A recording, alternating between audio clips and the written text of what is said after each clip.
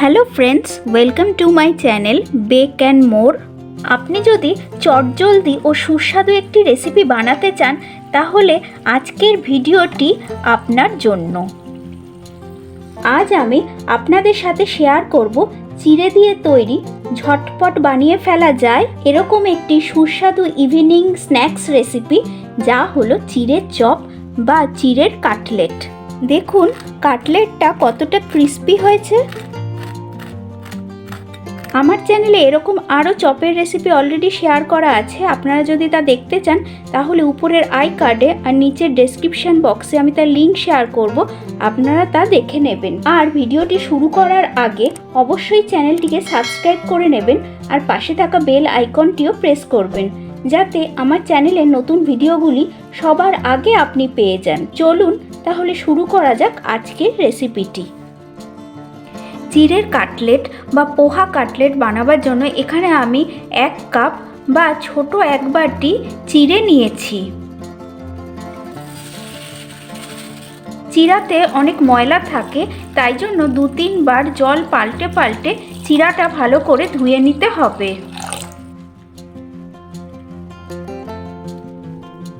আমি 2-3 বার জল পাল্টে পাল্টে চিড়েটা ধুয়ে নিয়ে ফিরে এলাম ও একটি ছাঁকনির ওপরে ঢেলে দিলাম, যাতে চিড়েটা থেকে এক্সেস জলটা বেরিয়ে যায়, ও উপর থেকে আরও কিছুটা জল আমি ছড়িয়ে দিলাম। এবার চিড়েটাকে এই ছাঁকনির উপরে 2-3 মিনিটের জন্য ছড়িয়ে রেখে দেব, যাতে চিড়েটা থেকে এক্সেস জলটা সম্পূর্ণভাবে ঝরে যায়। প্রায় 2-3 মিনিট পরে চিড়েটা থেকে সম্পূর্ণ জলটা ঝরে গেলে আমি অন্য একটি মিক্সিং বোলে ঢেলে নিলাম। দেখুন এই চিড়েটার কনসিস্টেন্সিটা আমি আপনাদের দেখাচ্ছি, বেশি শক্তও নেই আবার খুব বেশি সগি হয়েও যায়নি। আর যদি চিড়েটাকে একটু মুঠি করেন তাহলে সব চিড়েগুলো যুক্ত হয়ে একটা মুঠিতে পরিণত হচ্ছে। আপনাদের যদি এই অবস্থাতেও চিড়েটা এতটা নরম না হয় তাহলে হালকা একটু জল ওপরে ছিটিয়ে দেবেন। অন্যদিকে এখানে আমি 2টো ছোট সাইজের সেদ্ধ করা আলু নিয়েছি, আর যার আমি খোসাটা ছাড়িয়ে রেখেছি। এই আলু দুটোকে এখন আমি একটি স্ম্যাশার দিয়ে স্ম্যাশ করে নেব। আপনারা চাইলে গ্রেট করেও নিতে পারেন।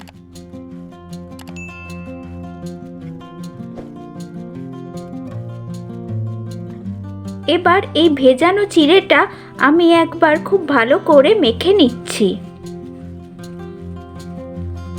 এবার এর সাথে আগে থেকে স্ম্যাশ করে রাখা সেদ্ধ আলুটা মিশিয়ে দিলাম। এবার আবারও ভালো করে চিড়ে আর সেদ্ধ আলুটাকে মেখে নিতে হবে। আমি চিড়ে আর সেদ্ধ আলুটাকে খুব ভালোভাবে মেখে নিয়েছি।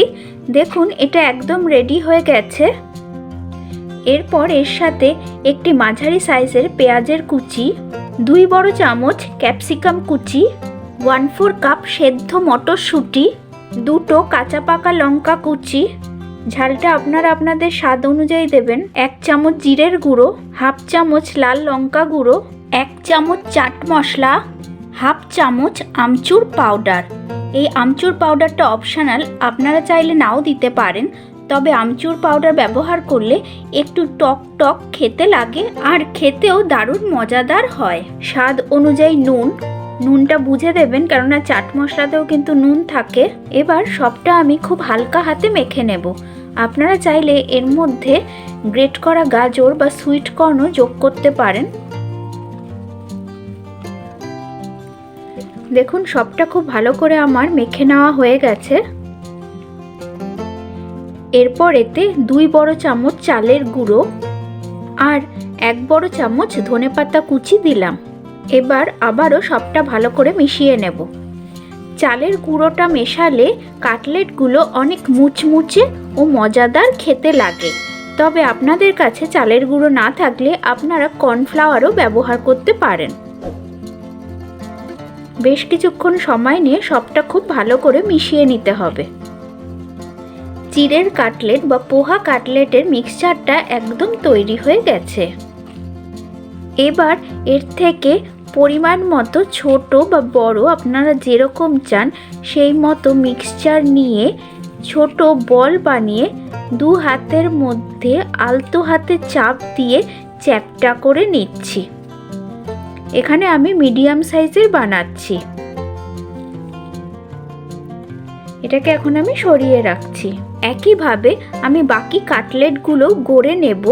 আপনারা চাইলে সিলিন্ড্রিক্যাল শেপও দিতে পারেন। একইভাবে আমি সব কাটলেটগুলো বানিয়ে নিয়ে ফিরে এলাম। এবার আমি একটি কর্নফ্লাওয়ারের স্লারি বানিয়ে নেব। তার জন্য একটি বাটিতে আমি 2 বড় চামচ কর্নফ্লাওয়ার নিয়েছি। তাতে খুব সামান্য আমি জল ঢেলে দিলাম। এবার সবটা মিশিয়ে আমি একটি পাতলা স্লারি বানিয়ে নেব। দেখবেন এতে যেন কোনো লাম্পস না থাকে। এবার একটি কাটলেট নিয়ে আমি এই কর্নফ্লাওয়ারের গোলার মধ্যে চুবিয়ে নিলাম আর কর্নফ্লাওয়ারের গোলাটা এই কাটলেটের গায়ে লাগিয়ে নিলাম। এবার কাটলেটটিকে আমি কর্নফ্লাওয়ারের স্লারি থেকে উঠিয়ে নিয়ে ব্রেড ক্রাম্পে গড়িয়ে নেব।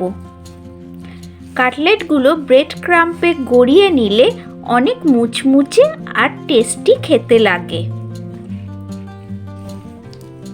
এইভাবে আপনারা একবার আলু আর চিড়ে দিয়ে টিক্কিগুলো বানিয়ে দেখবেন, আর যদি ভালো লাগে তাহলে আমাকে কমেন্ট বক্সে অবশ্যই কমেন্ট করে জানাবেন। এবার আমি কাটলেটটিকে অন্য একটি প্লেটে সরিয়ে রাখছি। একইভাবে আমি সমস্ত কাটলেটগুলো বানিয়ে নেব।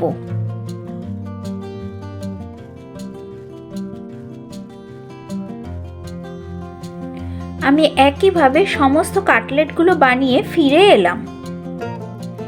এবার কাটলেটগুলো আমি ভেজে নেব। তার জন্য একটি ফ্রাইং প্যান আমি হিটে বসিয়ে তাতে পরিমাণ মতো রিফাইন্ড অয়েল আমি ঢেলে দিলাম। তেলটা হালকা গরম হয়েছে কিনা বোঝার জন্য গরম তেলে আমি অল্প ব্রেড ক্রাম্ব দিয়ে চেক করে নিলাম। এবার একটি করে কাটলেট আমি হালকা গরম তেলে দিয়ে ভেজে নেব। হিটটা এই সময় মিডিয়াম টু লোতে থাকবে। বেশি হিটে ভাজবেন না, তাহলে কাটলেটগুলো পুড়ে যাওয়ার সম্ভাবনা থাকে। হালকা সোনালি করে কাটলেটগুলোকে ভেজে নিতে হবে।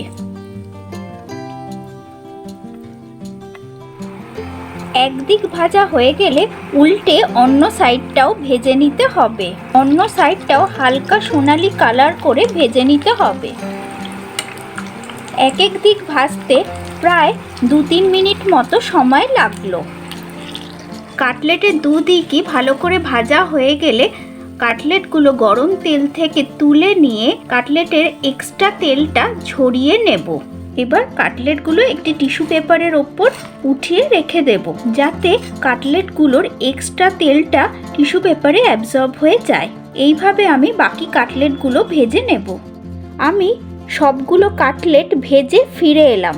এই চপগুলো আপনারা ইভিনিং স্ন্যাক্স হিসাবে চায়ের সাথে সার্ভ করতে পারেন। এতটাই সুস্বাদু হয় খেতে যে এটা আপনাদের বারবার খেতে মন চাইবে। রেসিপিটি যদি আপনাদের ভালো লাগে তাহলে ভিডিওটিকে লাইক ও শেয়ার করে নেওয়ার অনুরোধ রইল। আর বাড়িতে যদি বানান কেমন হলো তা কমেন্ট বক্সে জানাতে ভুলবেন না যেন। আমার চ্যানেলে নতুন বন্ধু হয়ে থাকলে আজ এই চ্যানেলটিকে সাবস্ক্রাইব করে নেওয়ারও অনুরোধ রইল। পাশে থাকা বেল বাটনটি অবশ্যই প্রেস করে নেবেন, যাতে আমি যখন এরকম আরও নিত্য নতুন সুস্বাদু রেসিপির ভিডিও দিতে থাকবো তার নোটিফিকেশন আপনাদের মোবাইলে খুব তাড়াতাড়ি পৌঁছে যাবে। সবাই ভালো থাকবেন, সুস্থ থাকবেন। আবার হাজির হব অন্য কোনো লোভনীয় রেসিপি নিয়ে। তাহলে আসি আজকে, টাটা।